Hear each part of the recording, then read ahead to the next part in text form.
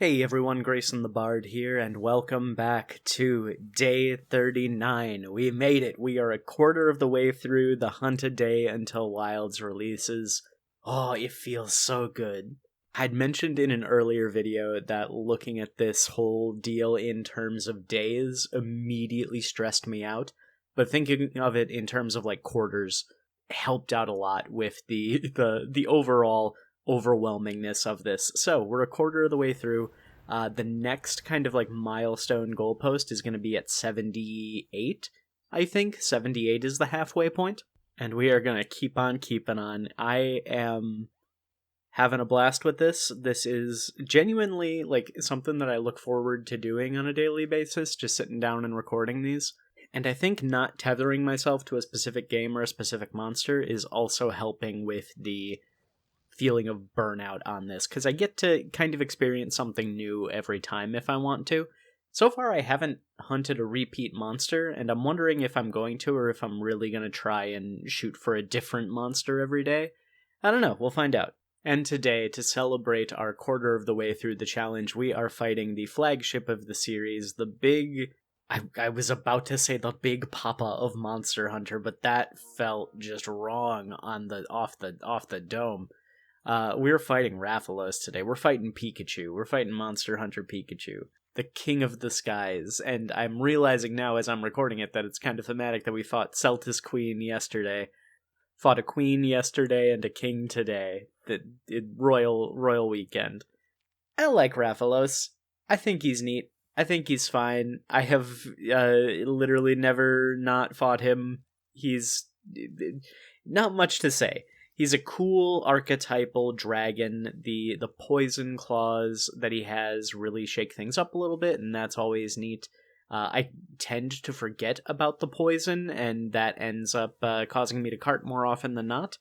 I think World and Rise did a lot to make his fight more entertaining. I remember very early Rathalos, who refused to stay put and stay in the same zone for more than like 10 seconds.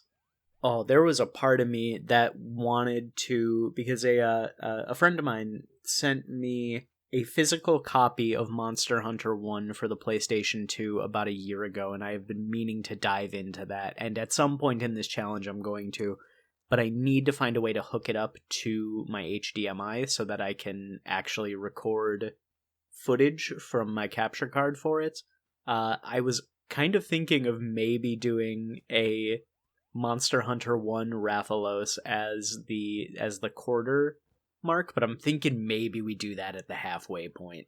That seems like the kind of hell I'm going to want to throw myself into when I am halfway, 78 days into this beast. But yeah, he refused to stay in the same area, and he would just fly around constantly. I can't remember. There's a Monster Hunter content creator, I think Rurikon, who coined the term Rathalos World Tour, where he would just like, you would get into the same zone as him. He would look at you, maybe roar, maybe spit a fireball, do an attack, and then fly off. So, like, having flash bombs to keep him grounded. Now, flash bombs just make the fight a little easier because you can just keep him pretty much stun-locked on the ground the entire time. Back in old generations, flash bombs were a necessity. If you didn't have them, there was a real risk of running out the clock. And I like Rathalos a lot in terms of just how he looks. He looks like a real cool dragon. What's not to like? There's like, it's a very distinctive but also very like kind of generic mass appeal look for him. It makes sense why he's become the mascot. He's the poster boy. He's got that, like, I don't know, there's nothing special about him, but there's nothing bad about him. You know what I mean?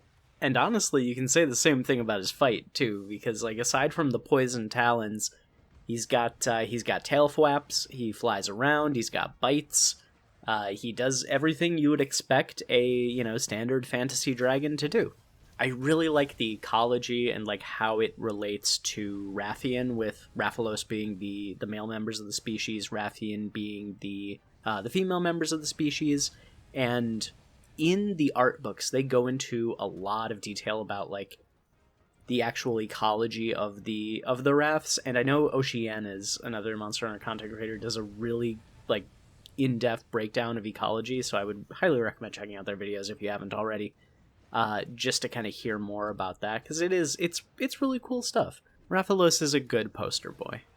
All right, now here's the moment everyone's been waiting for. Is Rathalos going to return in Wilds, and is Rathalos going to return in future games in the series? I don't know, man. I don't know, guys. I mean, he has not skipped a game since the first generation. He's never skipped a game. He's been in every single one. 1 out of 10 for returning in Wilds. If we didn't already see him, he was in the announcement trailer. He's going to be in Wilds. We already know that. And he has never and will never skip a game. Capcom's not going to leave their poster boy out of the series. We will always have a game with Rathalos. Rathalos is eternal. Rathalos will never die. Except for all the times we kill him and skin him and turn him into cool swords. This fight against him was real fun, and I don't know if I was just in a zone or what, but it was a really good showing for most of the fight, until he went to sleep. At which point everything kind of fell apart. A Rathian showed up and I think was pissed that I was, absolutely destroying this Rathalos, so she interrupted the hunt. And caused some chaos at the end, and for a little bit I thought I was 100% gonna faint, but thankfully I was able to pull it out. It was a really fun hunt. I think World is my favorite version of Rathalos, but I also really like Rise's Rathalos too. Gen 3 and 4 I have no strong feelings on. They're okay. This is where I'm going to be wrapping up the ramble for today. I gotta get this thing edited before I gotta go to work. But before I do my usual sign-off, I just want to say thank you to everybody who has been joining me on this Hunt Today journey, on my mostly spoiler-free adventure leading up to the release of Monster Hunter Wilds. I say having put like at least 20 hours into the beta this weekend. I really appreciate all of you hanging out, with me while I do these hunts, asking questions, talking about these monsters. It is a part of the reason why I enjoy doing this as much is the fact that I know, like, at least some people are getting a kick out of it. So, thank you all so much. Like, comment, and subscribe if you want to. Don't if you don't. And until next time, I'll see you next time.